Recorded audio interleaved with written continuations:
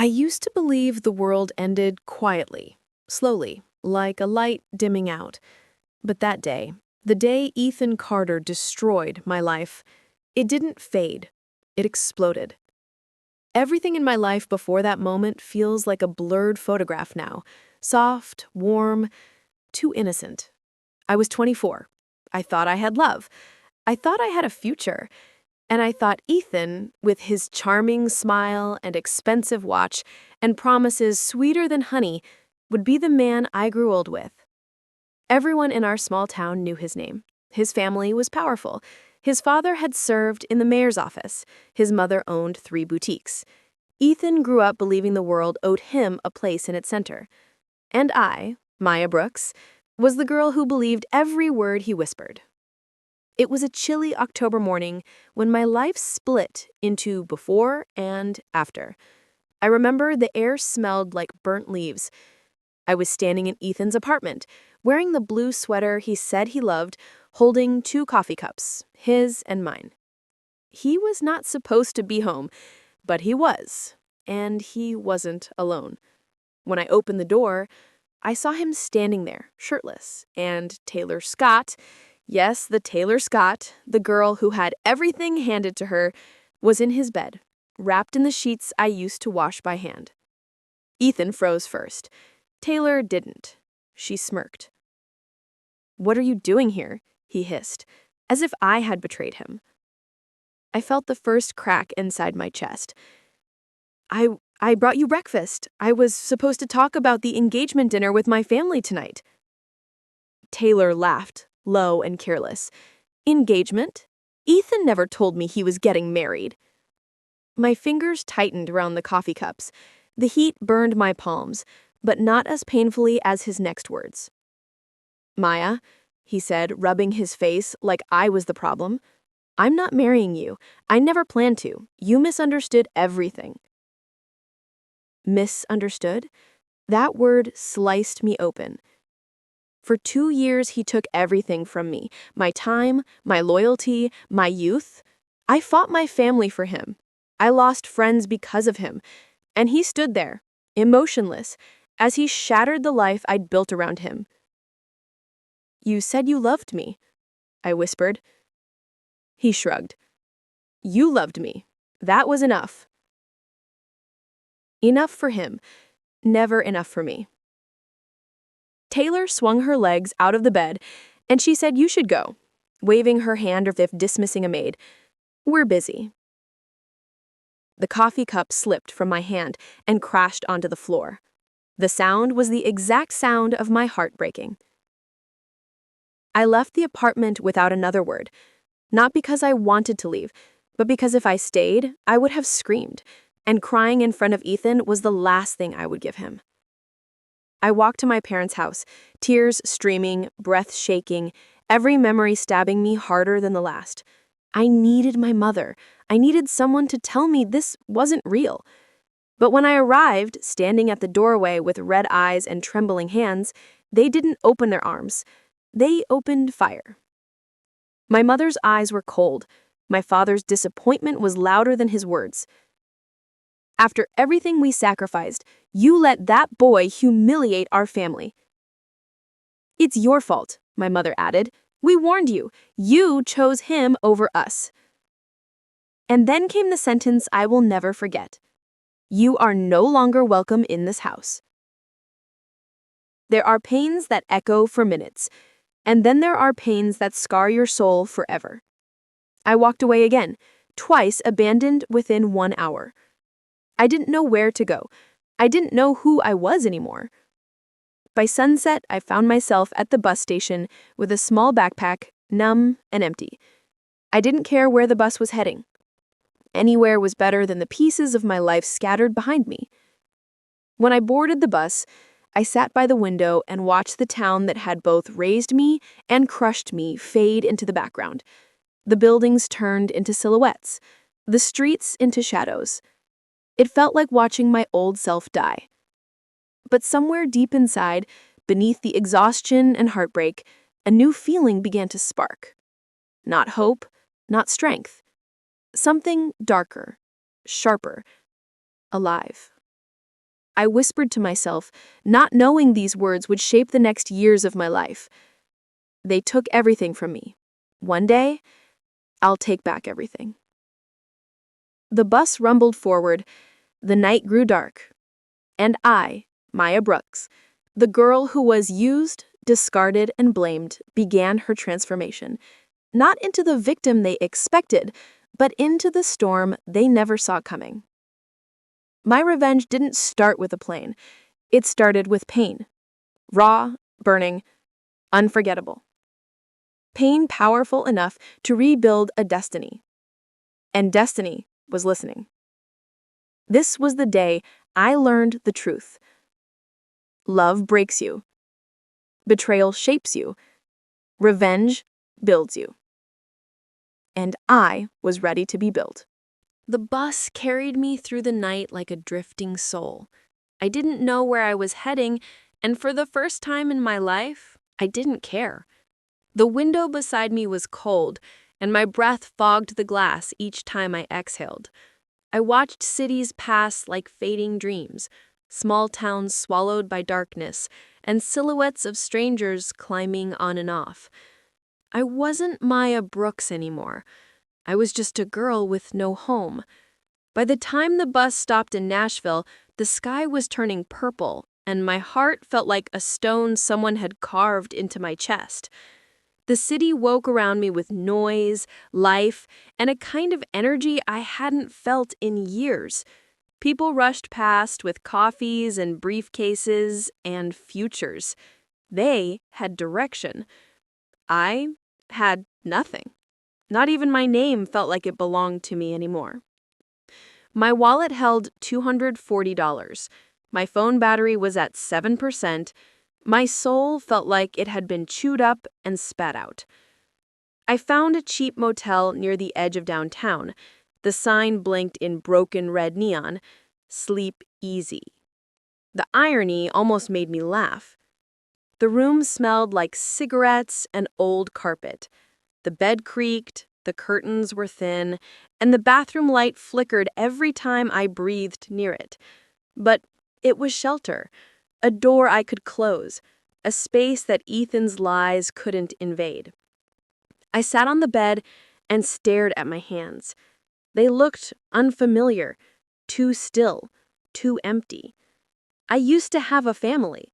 I used to have a plan. I used to have love. Now, I had silence, and silence can be louder than screams. My phone buzzed. One message. From my mother. "Do not come back. You made your choice." A second one followed, from a cousin. "Everyone knows what Ethan did. People are talking. Stay away for a while." A third, from Ethan. I didn't want to open it, but pain is a strange thing. It makes you curious about the very thing that broke you. His message was short. "You'll get over this. Don't make a scene." A scene? That man took 2 years of my life and burned it to ashes. A scene was the least he deserved. I blocked his number, and for the first time since leaving town, I allowed myself to cry. Not quiet tears, but deep, shaking sobs that tore through my chest like glass. I cried for the girl I used to be, for the family I lost, for the love that wasn't love at all. I cried until the tears ran dry. Then I stared at the cracked ceiling and whispered, "I will never be this version of me again."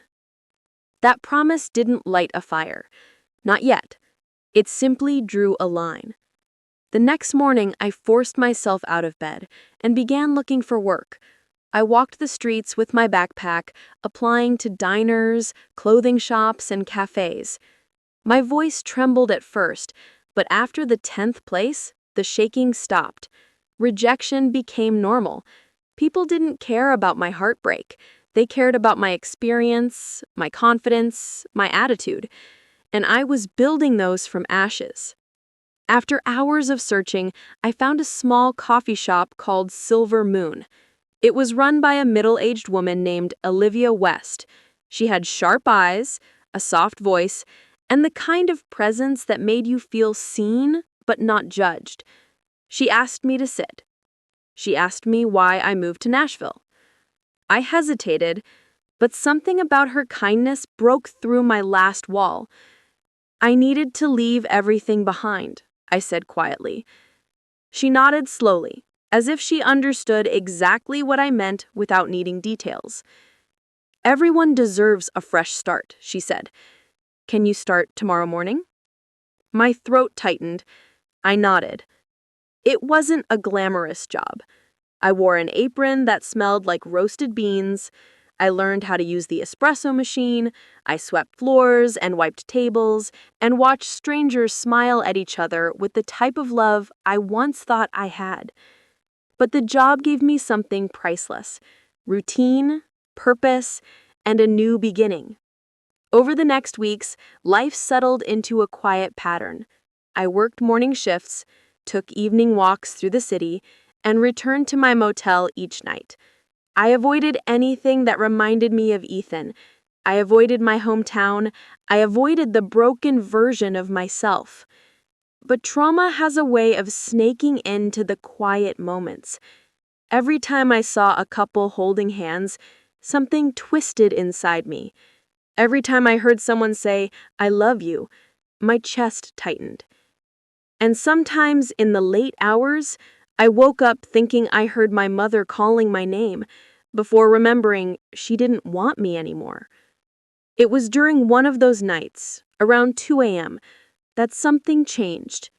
I was sitting on the motel floor, leaning against the bed, staring at the moon through the cheap curtains, and a thought came to me, slow and dangerous. What if this wasn't the end? What if this was the beginning? Ethan didn't just leave me. He humiliated me. He used me.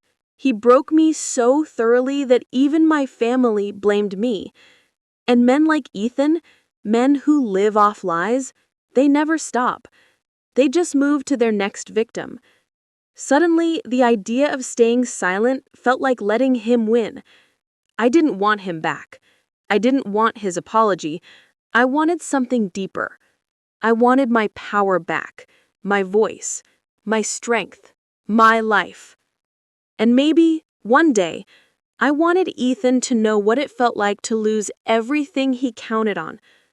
Not because I wanted him destroyed, but because I wanted him to understand the cost of breaking someone who loved him.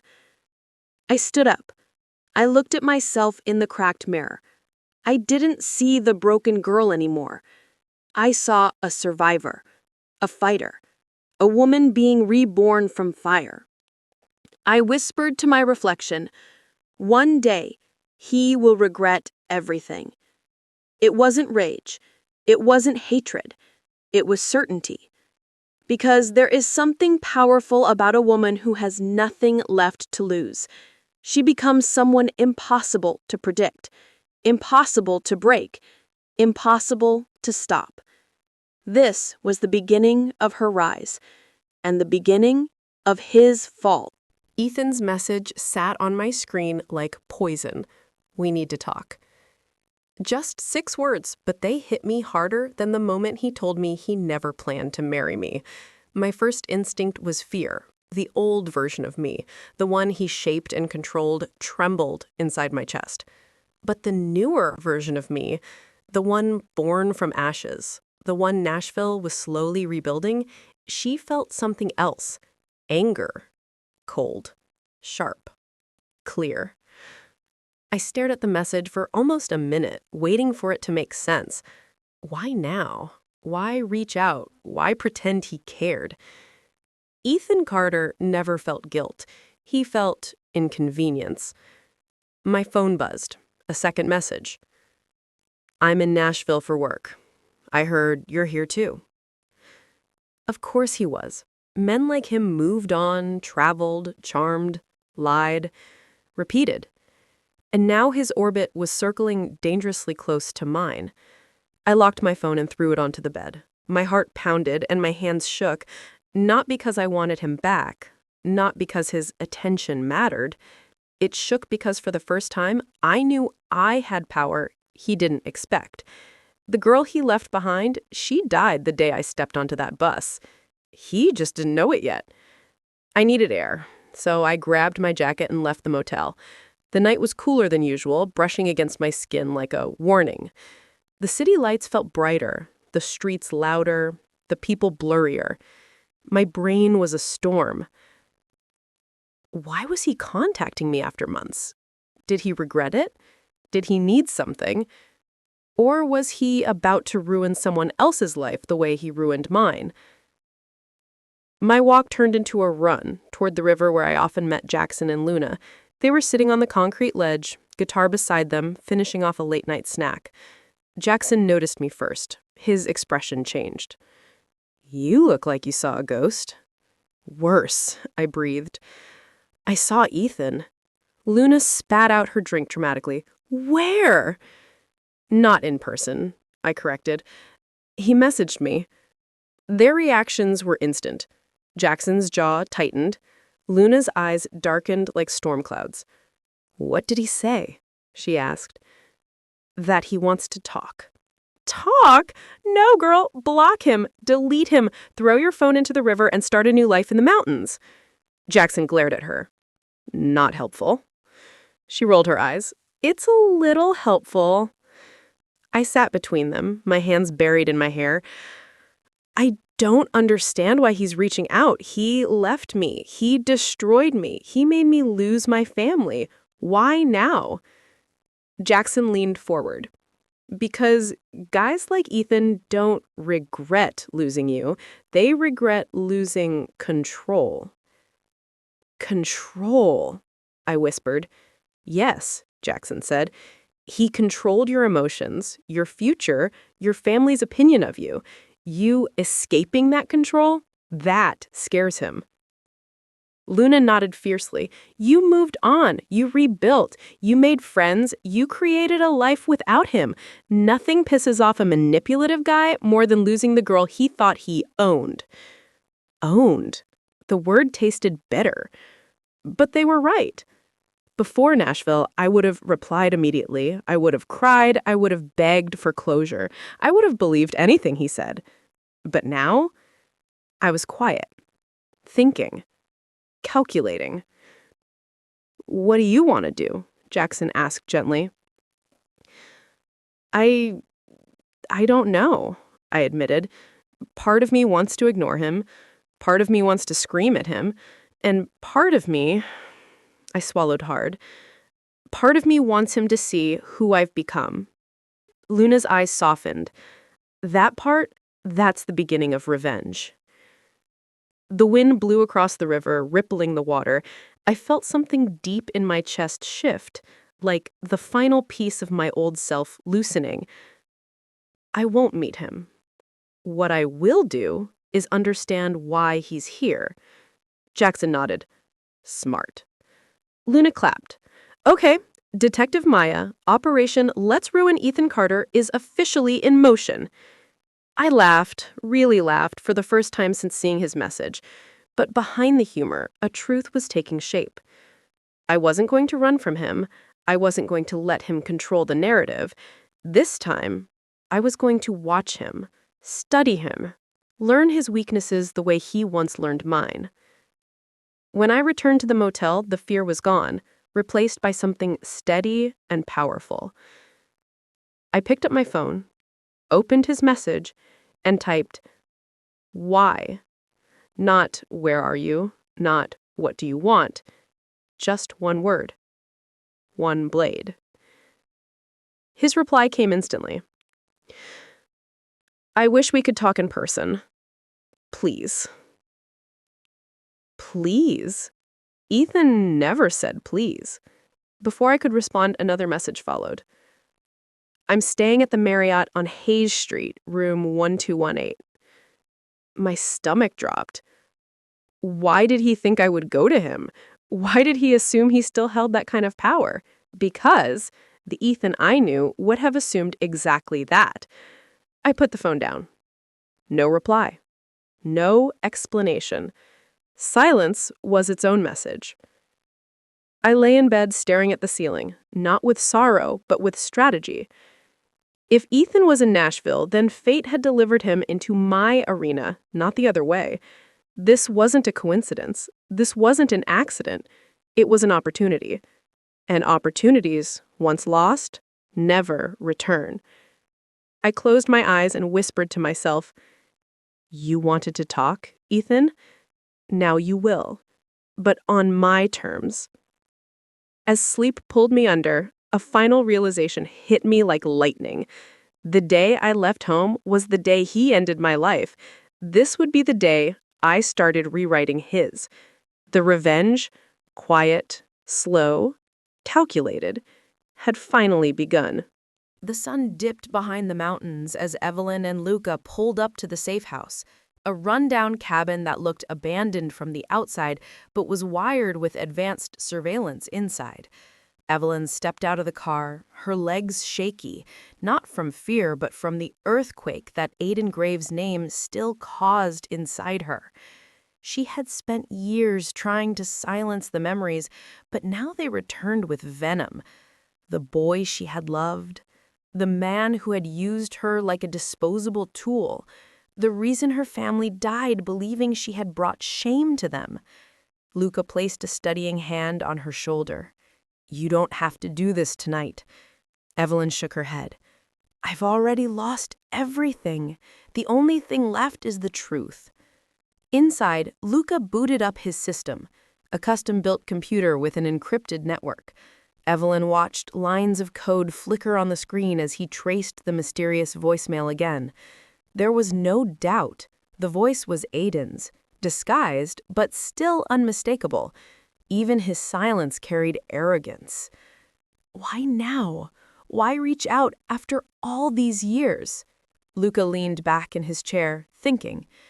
Maybe he realized you're not as gone as he thought. Maybe someone told him you survived. Or, she said bitterly, maybe he just wants to finish what he started. The idea made Luca tense.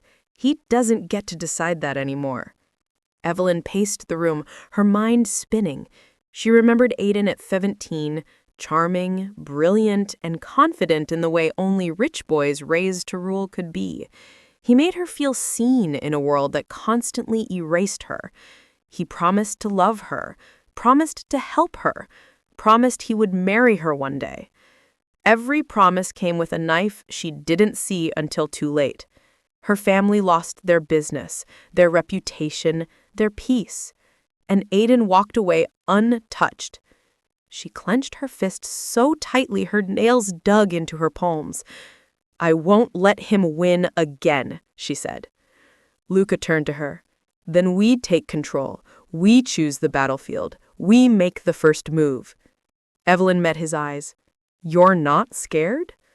"I'm terrified," he said honestly, "but not of him. I'm scared of what you'll become if you don't finish this." Evelyn exhaled shakily. She knew what he meant. She'd been living half dead for years, a ghost carrying guilt she never deserved. But now that she knew Aiden was alive, active, and still pulling strings, something inside her reawakened. Not the old Evelyn, not the girl desperate for love, not the woman hoping for closure. This version of her had claws. She stared at the burner phone where the voicemail still sat like a trap waiting to be opened. This ends with him losing everything he stole. His empire, his name, his power. "And after that?" Luca asked. Evelyn's voice dropped to a whisper, dark enough to chill the room. "After that, he loses himself."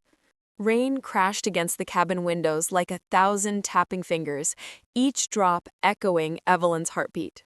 She sat alone in the dimly lit living room, replaying the same voicemail again and again. The distorted voice sounded mechanical, altered, but the final breath at the end, the faint, familiar exhale, was real. Too real. It struck her the same way betrayal had years ago. Sharp, unforgettable, and deeply personal. "It's him," she whispered. "Aiden Graves. The one person she never wanted to hear from again. The one person who had already destroyed everything she loved.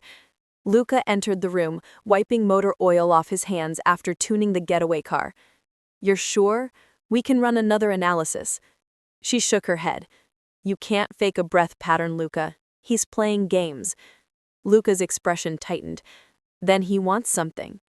"He wants control," she said. "He always did." The room fell silent, except for the storm outside. Evelyn pushed off the couch and began pacing. She felt like prey in a forest she used to know well, but now the trees had teeth. "What does he gain by reaching out?" Luca asked. Evelyn laughed bitterly. "Power, fear, the satisfaction of knowing he still gets under my skin." "But you're not that girl anymore," Luca said quietly. She stopped pacing, staring out the window. The darkness felt alive, pulsing with the same energy she felt inside. "No," she said. "I'm not." She grabbed her coat from the chair, slipping the burner phone into her pocket. "I'm done letting him pull strings from the shadows." Luca frowned. "Where are you going?" "To remind him he's not the only monster he made." Before he could protest, she stepped outside into the rain. The storm drenched her instantly, but she welcomed it. It washed away the old version of her, the girl who begged Aiden to stay, the woman who believed his love could save her family, the fool who didn't know he was planting the seeds of their ruin behind her back. She looked up at the sky as thunder roared. "He thinks he's drawing me out," she whispered to the storm. "He doesn't know I've been waiting." Lightning lit the sky, revealing the outlines of mountains and trees. The world felt raw, violent, honest. Back inside, Luca watched her from the doorway. "He expects you to run." Evelyn turned to him, soaked, trembling with purpose. "Then let's do the opposite." "And what's that?" "We hunt." Her voice wasn't loud, but it carried the weight of someone who had nothing left to lose and everything to reclaim. Evelyn stepped back inside, dripping water onto the wooden floor. Luca held her gaze, seeing the shift in her eyes, the same softness gone, replaced with resolve carved from pain. He nodded slowly. "Then tell me what you need." She met his stare, lightning flashing behind her like a crown. "A war." And in that moment, Evelyn wasn't just surviving Aiden's return. She was becoming the nightmare he never saw coming. By sunrise, Evelyn had made the decision that most people only think about in their darkest moments. She wasn't going to run. She wasn't going to hide. And she definitely wasn't going to wait for Aiden to strike first. She was going to erase herself. Not metaphorically, not emotionally, legally. Inside Luca's workshop, an underground bunker hidden beneath the cabin, computers hummed like an army preparing for war. Monitors displayed firewalls, code, and stolen access to county databases. Evelyn stood at the center, arms folded tightly across her chest, watching as Luca typed with impossible speed. "Are you sure about this?" Luca asked without looking up. The screens reflected in his eyes like blue flames. "Yes," she said firmly. "Evelyn Hart died years ago. I'm just making it official." Luca exhaled, a little frustrated, a little impressed. "Once this goes through, there's no going back. You'll have no birth certificate, no medical records, no school history, nothing." "Good." Her voice didn't waver. "Then he can't use my past as a weapon anymore." Luca clicked one final key. "Okay, it's done." A new window appeared. Death certificate, Evelyn Hart. Cause of death, vehicle fire. Body unidentifiable. She stared at the screen, feeling the strangest mix of emptiness and freedom. It was like burying the last piece of innocence she had left. "How does it feel?" Luca asked gently. Evelyn took a slow breath. "Like stepping out of a prison I didn't know I was still in." But the truth was more complicated. Seeing her own obituary online, her picture, her name, the life she struggled through, it felt like killing a ghost that had haunted her for too long. Luca leaned against the desk. "If Evelyn Hart is dead, Who are you now? She didn't hesitate. A woman who's going to burn Aiden Graves' empire to the ground. Luca chuckled under his breath. You know, most people just change their hair color when they're upset. I'm not most people, she said. He nodded. That's why he'll never see you coming. Evelyn stepped closer to the main screen, displaying Aiden's name and files. He still thinks I'm the same girl he lied to, manipulated, and used to destroy my family. Her jaw tightened. He has no idea what he created. Luca studied her face, her calm fury, her controlled grief. So, what's the plan? Evelyn turned away from the screen, her eyes colder than the steel tables around her. Now that I'm dead, I can attack without him tracing anything back to me. And the first move? We expose the cracks in his world, find the weakest points in his business, his alliances, his reputation. We turn his power against him. Luca smiled like he had been waiting to hear those words. Then let's resurrect the woman he should have feared. Evelyn grabbed the laptop, shutting it with a finality that echoed through the bunker. No more hiding, she whispered. He started this. Her eyes hardened. And now, I finish it. Evelyn ran until the mansion lights vanished behind the trees, until her lungs burned and the cold air sliced her throat. But she didn't stop. Not until she reached the back road where Luca waited in the car, engine running, eyes sharp. She threw the door open and collapsed inside. You got it? He asked. She held up the stolen files with shaking hands. Everything. He documented every lie, every deal, every step he took to destroy my family. Luca pulled onto the road, tires kicking gravel. Then we finally have leverage. But Evelyn stared out the window, her mind stuck on the moment she saw Aiden again. The same face she once trusted, the same voice that once whispered promises in the dark, the same man who now stood before her without an ounce of regret. He didn't even hesitate, she said quietly. He admitted using me like it was strategy, not betrayal. Luca tightened his grip on the wheel. People like Aiden don't see betrayal the way we do. They see it as business. Business, she echoed bitterly. He calls destroying my family business? The car fell into silence. When they reached the cabin, Evelyn put the files on the table like they were radioactive. Everything she believed her family lost on accident. No, it was engineered by him. A teenager with a brilliant brain and no conscience. A boy who grew into a man who believed he was untouchable. Evelyn sank into a chair. I used to think he loved me. Lucas sat across from her. What he feels isn't love. It's ownership. She looked up sharply. That's worse. Yes, Lucas said softly. Because people like Aiden don't let go of what they think they own. Her heart tightened. He told me tonight that he decides how this story ends. Lucas scoffed. Of course he thinks that. He's lived his whole life playing God. Evelyn thought of Aiden's father, the powerful tycoon who raised him with money, ruthlessness, and a belief that Gravesmen never lose. Aiden doesn't just want power, Evelyn whispered. He wants domination. Luca nodded. Good thing we're about to ruin him. But Evelyn's mind wasn't on revenge alone. Something else disturbed her. The way Aiden didn't react when he saw her alive. No shock, no panic, just that entertained smirk. He knew, she said suddenly. Knew what? That I didn't die. Someone told him. Someone close. Luca frowned. You think he has someone watching you? I think he has someone watching both of us. The realization sent a chill through her. Aiden didn't believe she was dead because the death certificate said so. He believed what someone reported. Someone in her circle.